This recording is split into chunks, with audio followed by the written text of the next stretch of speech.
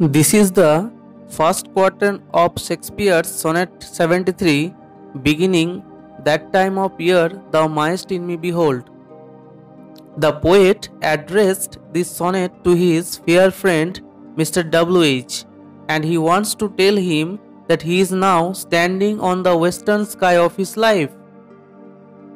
In this quatrain, the poet compares himself with an autumnal or wintry tree which has a few yellow leaves or nothing in its branches, and it shakes against the cold.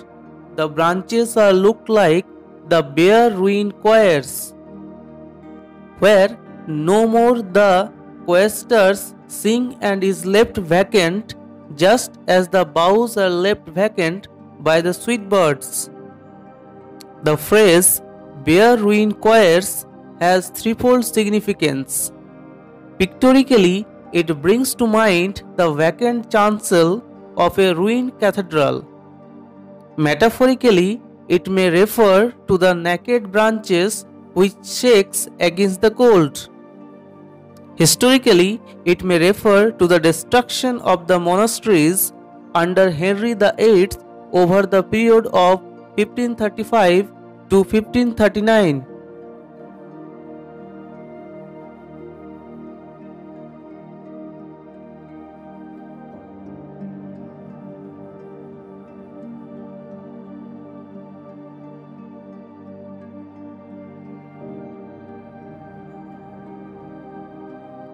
This is the second quatrain of Shakespeare's sonnet number 73, beginning, "That time of year thou mayest in me behold."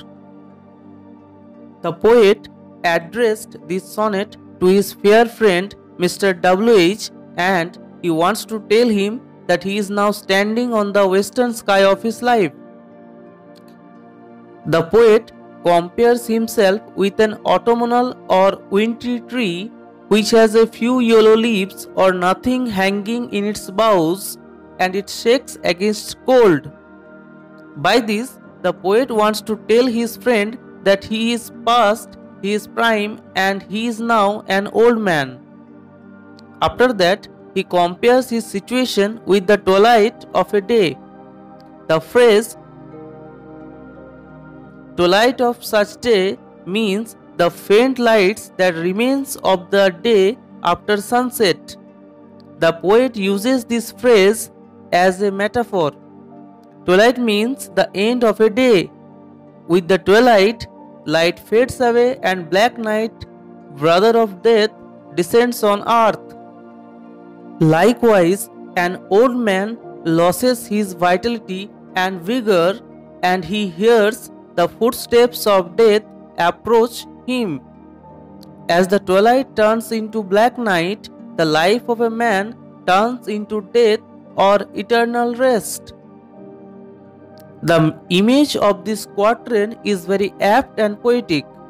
The felicity of epithets and rhetorical flourishes gives us the impression which made Shakespeare's sonnet series so unique.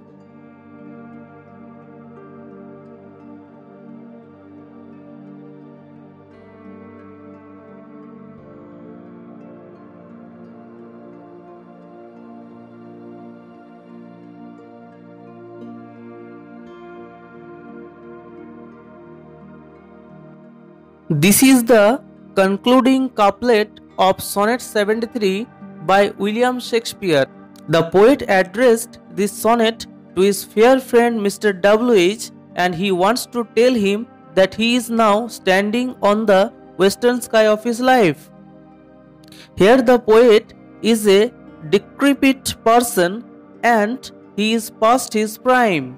Now he is like an autumnal or wintry tree with a few leaves or none hanging on its boughs, which shakes against the cold.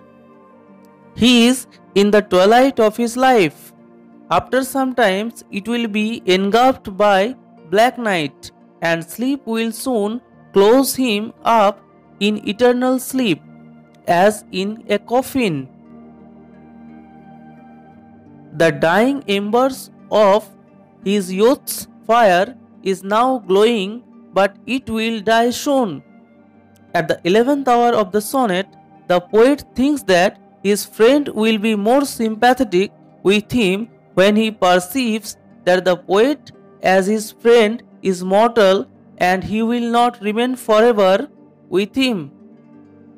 The concluding couplet is typically Shakespearean. Shakespeare presents himself as an accomplished pleader who can ever use of his mortality in his favor to move his friend. We can find Shakespeare's power of imagination in this sonnet.